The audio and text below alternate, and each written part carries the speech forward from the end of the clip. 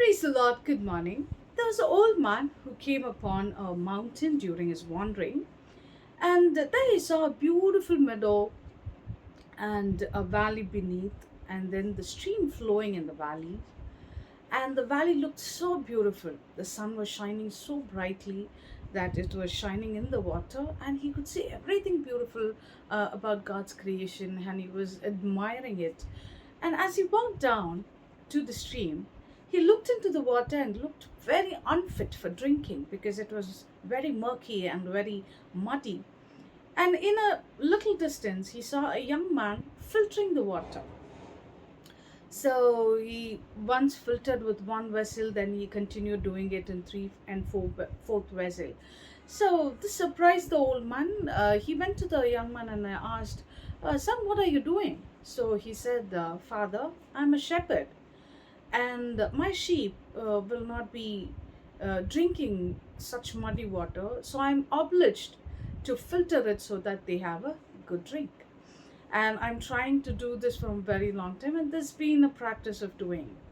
So the old man said, "I think you toil a lot, but I don't think this is the right effort of your toil, because there should be some source where you have to understand and correct it at once so that everything goes well, at a shot. So probably we have to look for the source of the water rather than, how much will you be able to filter every day? That's the biggest task. So you have to find the source of the water so that the water might be polluted. So we can stop the pollution in order to have a good stream." So the old man and the young fellow started looking out for the source of the water, where it starts. So they started walking for miles, and they passed a little rocky path, and then they just went a little higher. And then as they were going, they saw a beautiful place where there is a well and a fountain beside. And that is the source of the water which is coming down. But to their surprise, they see all the wild animals and the wild creatures, the fowls, all coming over there. And they, as they drink the water, they make it muddy because they put their foot inside it and they shake a little bit. So, the water flows muddy. And this is the stream that is fallen down, and it is always dirty as ever.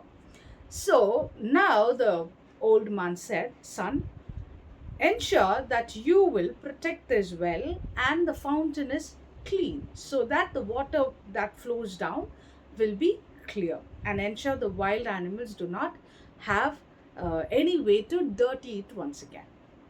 So your effort should go into this so that once you correct it, the flow of the water will be good and nice." So then the young man started working on it, and he put some fence and all these things, and he made a path so that the clean fresh water would run through it, and he protected the well. That's the source of it. And later, the young man realized now the source, the first problem of it has been rectified, sorted, so that hereafter he has no intention, or he has no work to make everything right from the first. Now it is a clear water that flows from the stream. So here we see about a very important thing. Anything that we go through our lives, it is always that we try to correct that particular moment or that particular problem, but always there is one thing that we have to keep in mind: the source of that problem or the source of anything that is hurting you. Right? Sometimes we ignore the source of it. We only try to correct what is surrounded, what is, an immediate action for a temporary solution. Always a temporary solution doesn't give a long time result. It only gives you a temporary result. So probably a man's life is being concerned with the heart and the thoughts, right? So when the source of a problem is your heart and the thinking process, you have to first correct the heart, and then anything, the thoughts that going into your heart might run into your mind, and then the action comes out. It might be good or might be bad. So in Matthew chapter 12, verse 33, it says, make a good tree, it'll bear good fruits. Make a bad tree, it'll bear bad fruits. So a tree is being identified by its fruit, right?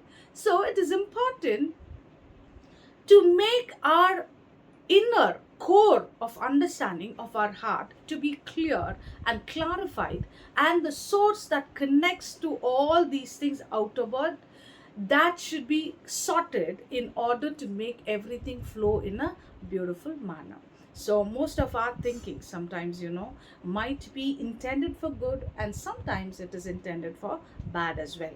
But most probably the outward action is only looked upon, but not the inner things. So as a person, as an individual, we should look into our hearts, how to be connected with God, and how to purify our heart, how to purify our thinking. And those thinking, when it is clarified, the source of thinking is clarified, the action always runs in a beautiful manner. Sometimes you might have a tough time making a decision about certain things because you wouldn't have had a clarity about what is it. So that is why God says, I am the vine and ye are the branches. So when we are connected to the vine, then we give good fruits. But when we are cut down, we cannot bear any fruits. So it is important for us to be connected with Christ. And when Christ like mind is there within us, we will know how to forgive, we will know how to love, we will know how to cherish, and we will know how to really take care of our things in a rightful manner. So today on the Sabbath day, I just wanted to encourage you, the source of everything is your heart, your mind, right? So clarify that in the presence of God. And anything that is going wrong, or any decision that you cannot make it, every clarification can bring you to a more success. Sometimes you might wait for certain things, but it's okay, it's fine. As far as you are connected to the inner core of your mind and your heart, and getting things in the right manner, though it takes time, it will give you a good result where you'll have a good streams of thoughts in you.